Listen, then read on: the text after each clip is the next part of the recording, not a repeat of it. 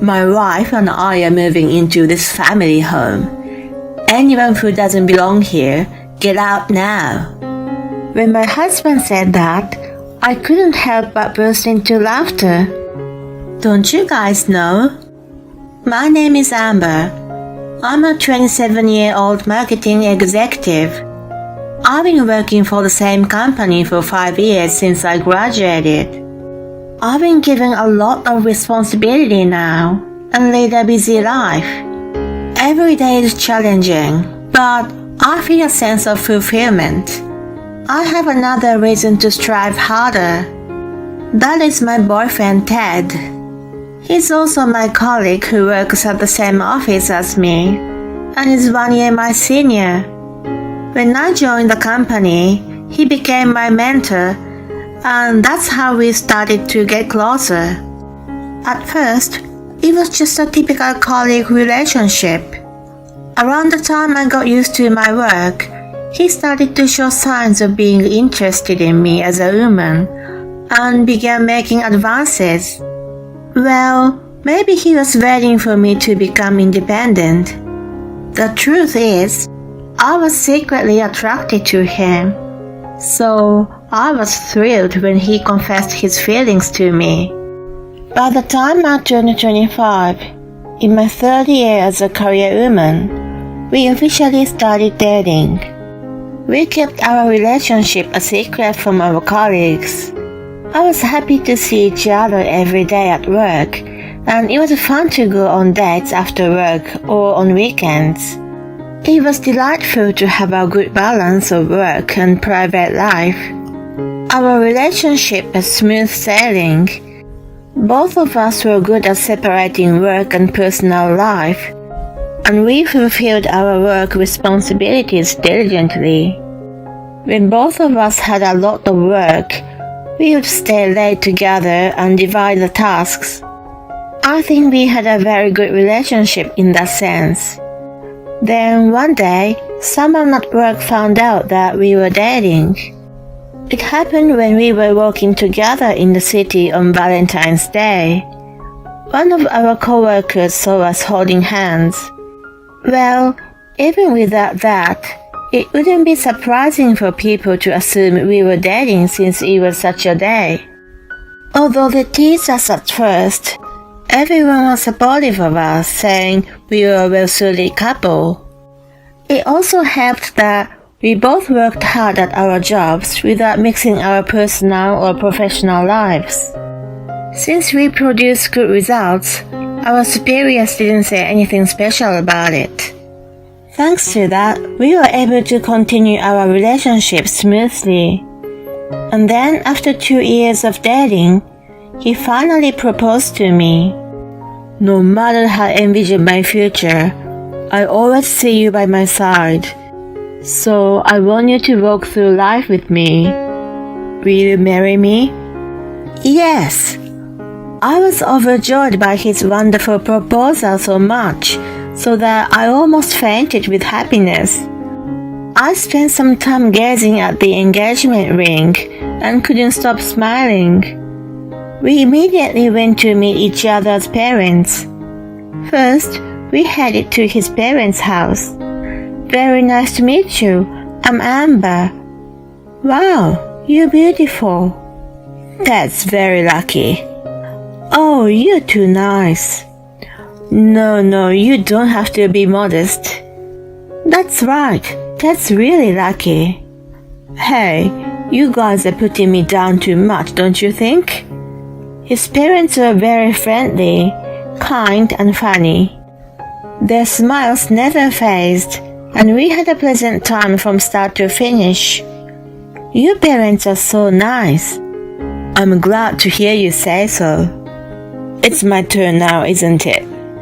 "I'm nervous to meet your father." "He's also nice, so you don't need to be nervous." "Yeah, but I still do, you know."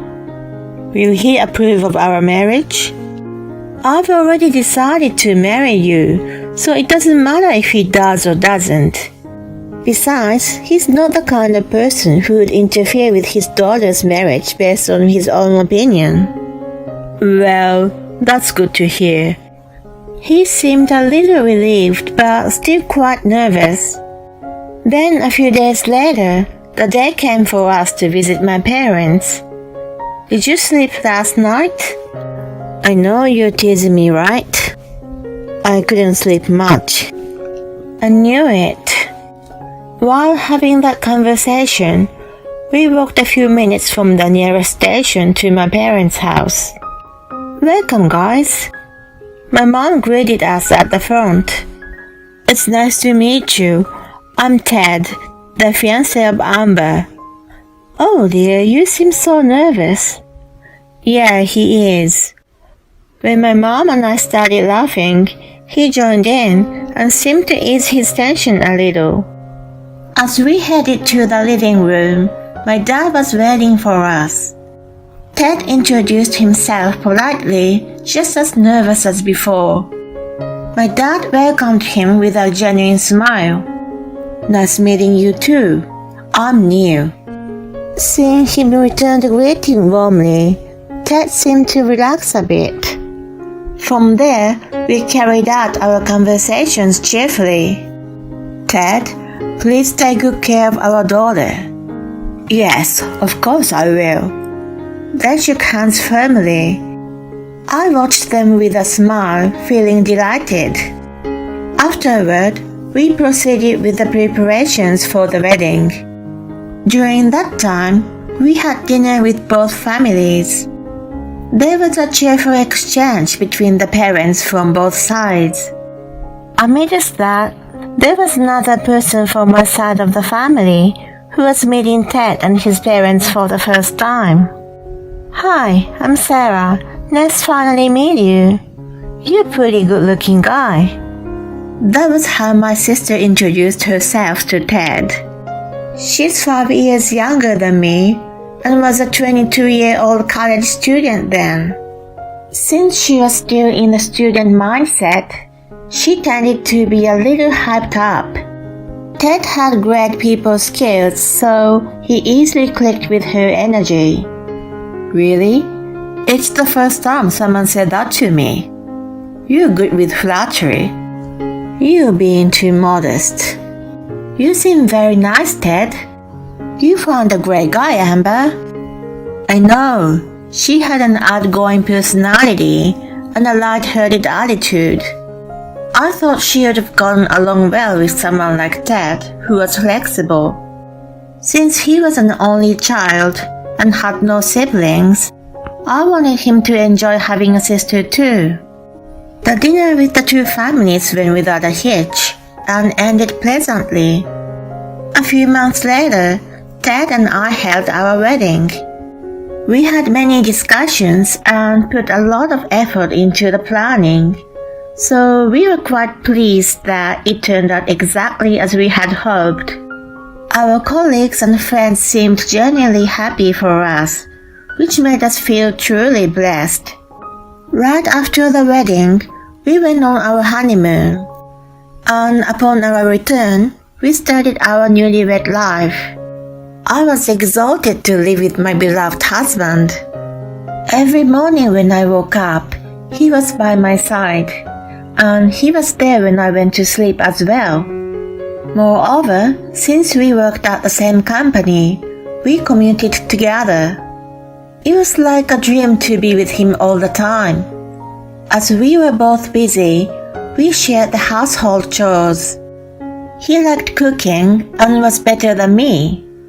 Even with simple dishes like mac and cheese or grilled salmon, he added a little extra touch, making them incredibly delicious. I felt fortunate to have a husband who was not only an excellent cook but also brought me joy. We collaborated and handled chores while fulfilling our respective jobs. Our colleagues praised us as an admirable couple. When we were not working, we mainly indulged in our shared hobby of watching movies. We loved foreign films and enjoyed 2 or 3 a day. We watched a considerable number of movies throughout the year. What shall we watch next weekend? I often browse movie review websites during my lunch break. Our married life was filled with simple happiness. However, around 3 years into our marriage, something happened that changed everything. It was on a weekend. When the doorbell rang, I thought it was a delivery, but the person standing outside the door was someone unexpected. It's been a long time, Amber. Sarah, why are you suddenly here? Can you let me stay here tonight? Huh? She showed up out of the blue. Not only that, she was asking to stay the night. I mean, it's a bit too sudden, don't you think? Please, I have nowhere else to go. What do you mean? I couldn't understand the meaning behind her words. And just then, Ted emerged from the living room. What's going on? Oh, Sarah, long time no see. Hey, Ted. Why are you guys talking at the door? Come inside. He then took her luggage and led her into the living room. You're so kind. I was hoping to end the conversation at the entrance. I was certain that if she came inside, she would have definitely stayed the night. Sarah, tell me the rest of what you were saying just now. What do you mean you have nowhere else to go? After graduating from university, she got a job and started living on her own. She should have had a place to go back to. I couldn't afford to pay the rent. How come? What about your job? It didn't work out, so I quit. You had finally landed a job after struggling, and it lasted for 3 years, right? You could have continued for a bit longer. Oh, I quit that job a long time ago. I was working part-time. Hold on. How long did you stay at your full-time job? Until a bit before Thanksgiving. That's only about a month. Why didn't you tell me something so important? Don't get upset like that, will you?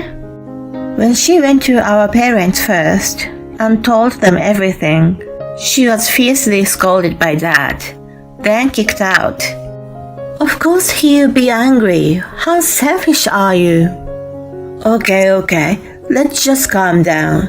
She must have been going through a lot and made that choice. It's unfair to just get angry at her.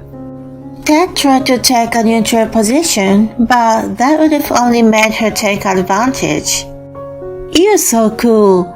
No one has ever stood up for me. Thanks. Well, it's not like...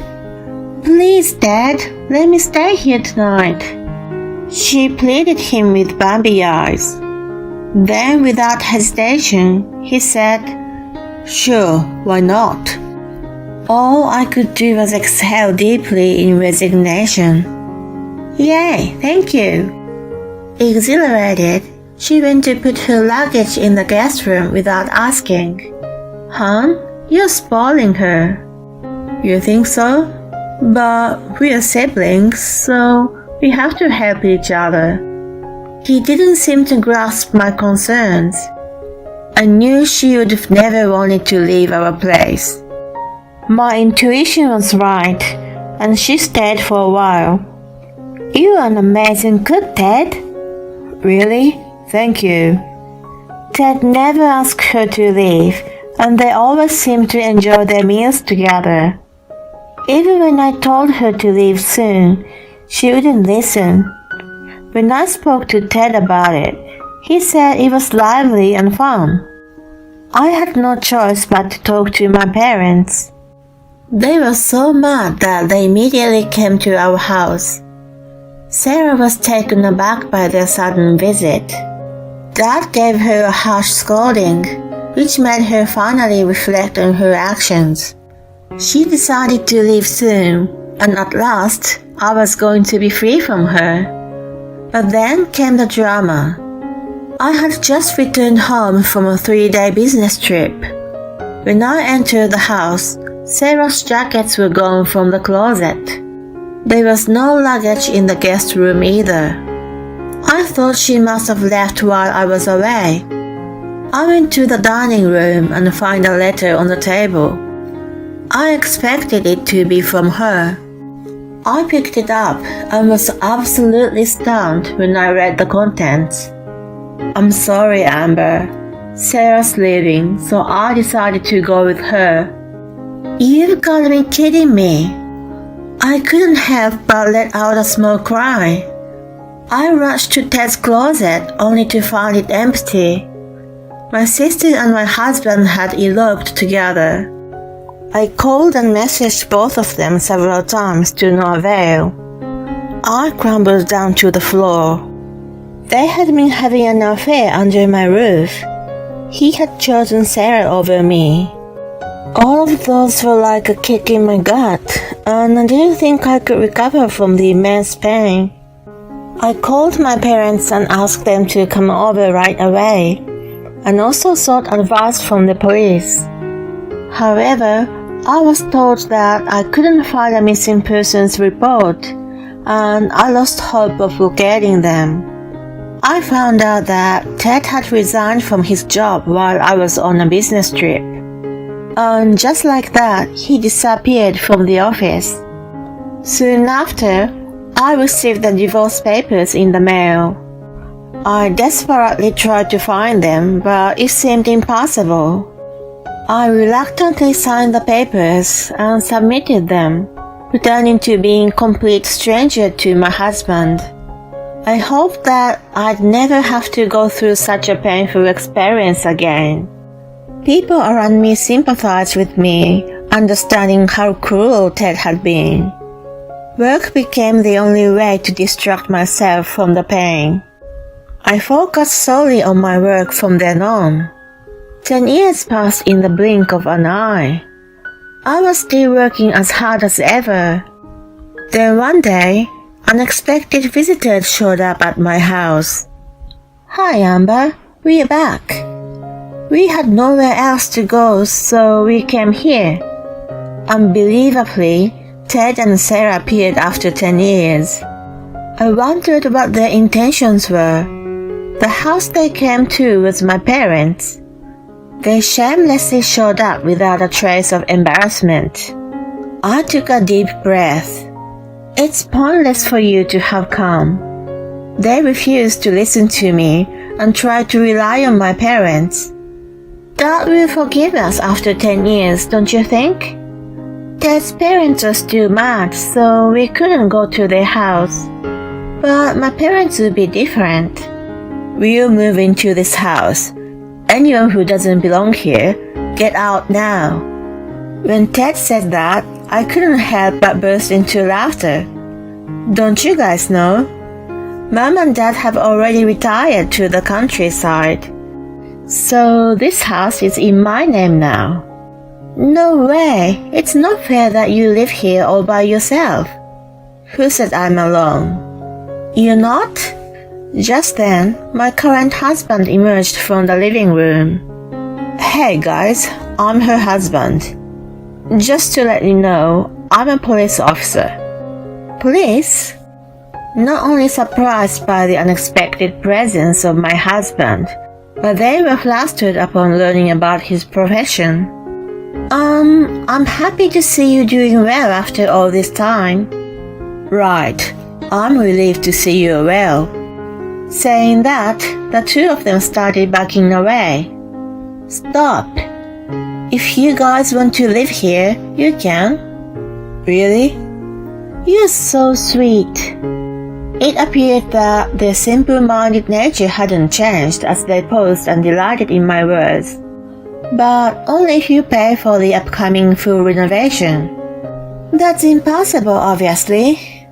Don't give us a false hope.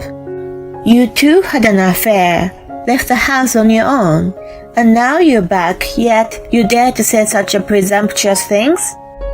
I have suffered a lot because of your betrayal.